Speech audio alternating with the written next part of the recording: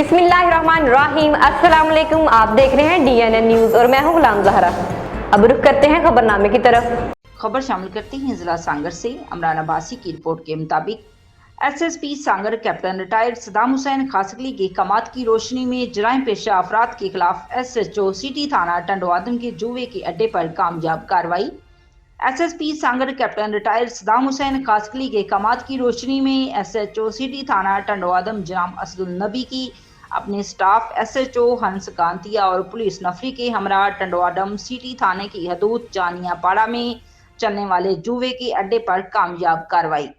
Police कार्रवाई में जुए के अड्डे से 3 मुलजमान मोहम्मद रमजान, आशिक अली और मुस्तफ़ा जन्नू को गिरफ्तार करके जुए में इस्तेमाल होने वाली लूडो भी कब्जे में ले ली।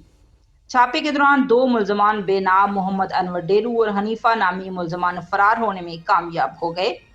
पुलिस कार्रवाई को टंडवादम की आवाम ने सराहा। याद रहे कि नए आने वाले SHO सिटी असदुल नबी के आने से टंडवादम में जराइम की वारदातों में खातिर ख्वाह कमी आई है। अब तक के लिए इतना ही। मजीद खबरों के लिए हमारे साथ रहिए।